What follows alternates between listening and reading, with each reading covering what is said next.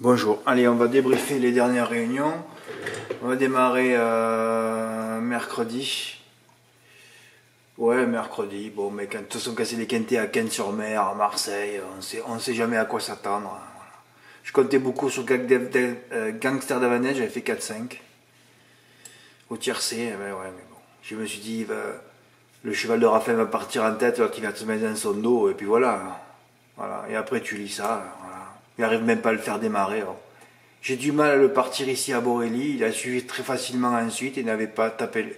Il n'aurait pas tapé loin. Carrément, il te dit qu'il aurait gagné. Ben oui, oui, non, mais ce cheval doit gagner toutes les courses qu'il court, mais ils n'arrivent pas, à bien le piloter, ni à le faire démarrer. Alors là, il te dit, j'ai du mal à le partir ici à Borély. Tu lis l'entraînement. Oh là là, il sera beaucoup mieux à Marseille-Borély. Ouais, bon, on peut plus. Ils sont tous bidonnés ces entraînements. On n'en sait rien. Pff. Bon, tiercé des ordres pour Romende. 3, 4, 6. Tu as tenté le 3 en tête. Flash Royal, pourquoi pas. Vous avez vu, pour faire gagner ER en quintet, il a fallu que Epson d'Airfray vienne à son extérieur pour le protéger. Hein. Ah, il faut beaucoup de boulot. Hein. Par contre, hier, avec le 16, avec Espoir du Noyer, ben là, tu le vois pas, le cheval. Hein. Il reste que sur des 3, troisième place. Tu donnes un ER, ben, il finit dernier. Hein. Voilà. Quand il faut inventer, il n'y arrive plus. Hein. Ouais, vous le voyez gagner un peu en ce moment, ouais, au trop monté, voilà. Mais dès qu'il faut calculer, il n'y arrive plus. Eh ben ça, on le sait, nous. Hein.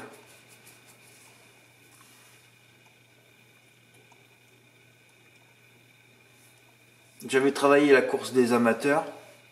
Je me suis dit, t'as une femelle, elle a l'air certainement mal voyagée. Alors je vais mettre les deux H du...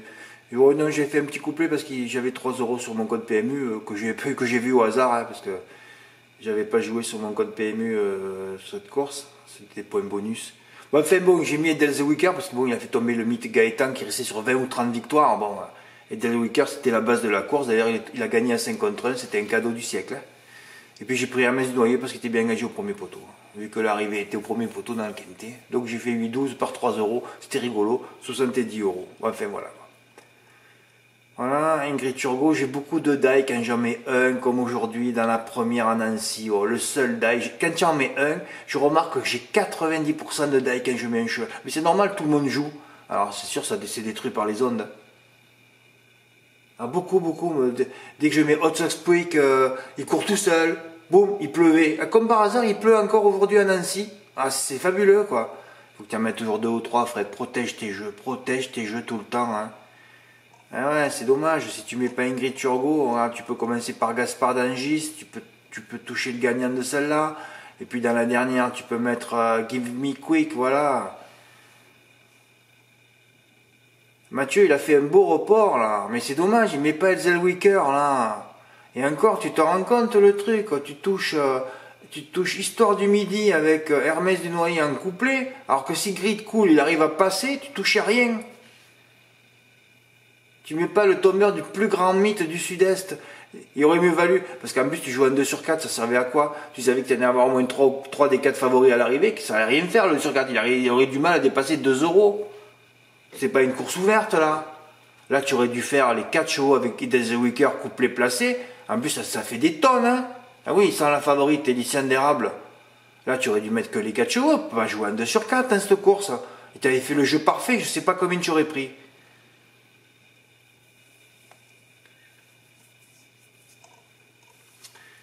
Puis à Reims, alors là, j'en ai donné 3 pour la victoire, c'est les 3 premiers, puis là encore les 3 premiers. Ouais. Excusez-moi, j'ai du mal à parler aujourd'hui. Je suis allé voir la course de Gabi Desmoyeux, ça m'a plu, sa victoire à Paris-le-Monial. Ben, voilà.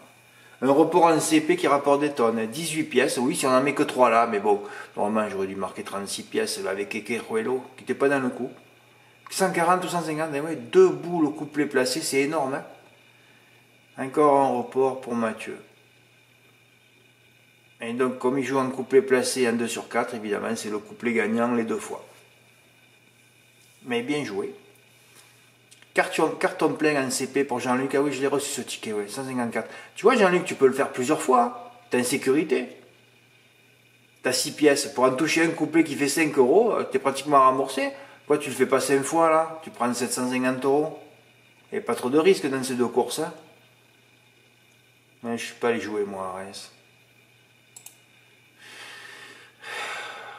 Ah oui, Lyon-la-Soie, oh là là, mon Dieu, la première course, je pensais que je m'étais trompé de course. Ah ouais, ouais, il y a des courses folles en ce moment, hein. Ah ouais, il y a des courses folles.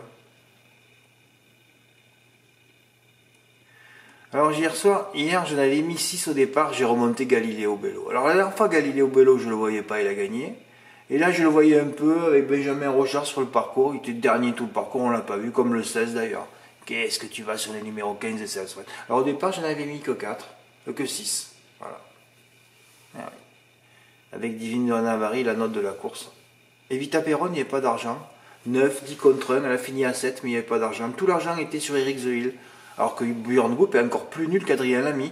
Mais je sais pas, c'est la première fois que je vois Björn Goop bien drivé depuis à peu près 2-3 ans, hein, depuis Fastlane Bourbon. Ouais, après c'était le néant, lui. Et là, il est parti. Ah ouais, il est parti, c'est vite mis à la corde. Avec le numéro 9, c'est ce qu'il faut faire. Hein. C'est rare qu'un driver soit intelligent et sache ce qu'il faut faire. Hein, Adrien Lamy, évidemment, il aurait repris. Il serait passé dernier. Il aurait fini fort 6e ou 7e. Hein, on le connaît, hein, il ne s'est pas drivé. Voilà. Et là Malonquis a dû lui dire tu pars vite. Hein, parce que là, ils ont dû lui dire, hein, parce que sinon le jockey n'est pas capable de comprendre ce qu'il faut faire. Il s'est mis à la corde et après il a bien giclé. Ben, les 4 premiers qui sont partis sont à l'arrivée. Oh, ça a été rapide. Hein. Oui, oui. 9, 4, 8, 13 avec le 1 qui n'est pas parti, qui a bien attendu, et puis il a fait un canter. Il y a eu des écarts à l'arrivée, on n'a jamais vu ça à Vincennes depuis à peu près 5, 10 ou 1 siècle même, sur une course Autostar, alors qu'ils finissent tous en paquet, hein, comme à Longchamp, hein, voilà, avec des gros tocards à l'arrivée. Voilà, et là ça a été aussi... ils n'ont pas de chrono, moi, ces mecs. Je te dis, si j'avais un cheval, je donnerais un chronomètre à mes drivers. Je dis, c'est pas possible. 1,7 dans la descente. Eric Avry qui force à l'extérieur. 1,7 dans la descente, ça pouvait que mal finir. Hein. Comment on peut driver comme ça?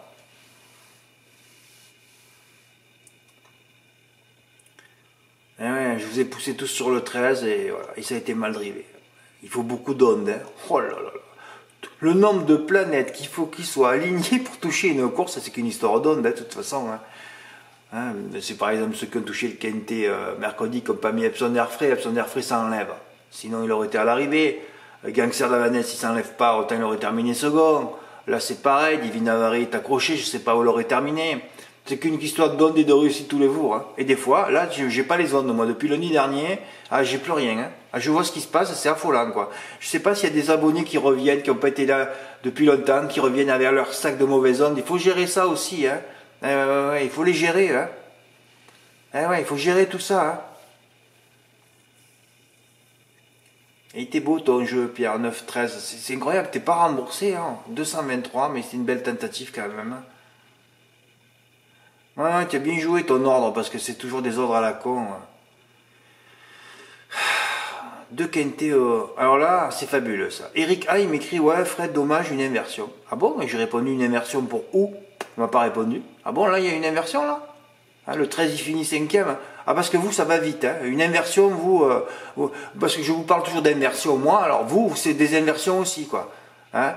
Alors le 13 en 5e, c'est une inversion. Tu aurais fait As 9, X 13, X, oui, une inversion là. Là, tu as tous les numéros qui vont là. Là, tu as 50 000 inversions. Pourquoi tu me parles d'une inversion là? Là, tu en as 50 000 d'inversions.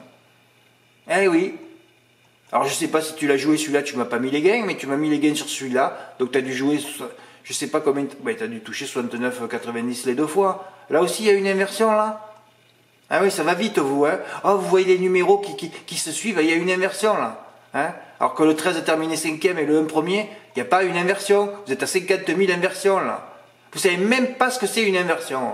C'est fabuleux. Hein? Tiercé ordre flexi pour Giuseppe. Ah, tu aurais pu le jouer en valeur. Hein? Mais t'en as trop mis aussi. Ouais. Au tiercé, il faut carrer. Hein? Tu vois, c'est sûr qu'on sentait les parc qu'on n'a pas vu évidemment. Hein? De toute façon, quand la caverne donne beaucoup de chevaux à l'arrivée, après ça s'arrête. Le dernier du turf, quand tu le vois beaucoup à l'arrivée, après ça s'arrête pendant 2 mois. Hein. Ben oui. Il faut pas voir les choses et dire, attends, on va les jouer. Hein. Et non, il faut anticiper les choses, c'est ça qui est le plus dur. 419 pour 10 mois, ben, je crois que je vais mettre ton ticket. Hein. Eh ouais, t'as fait As 13. T'as mis le 9, tu te rends compte, t'avais les 3 bases. Enfin, toi, au moins, tu as fait 210, tu as gagné 200 € de bénéfice. Ben, bravo, dis-moi.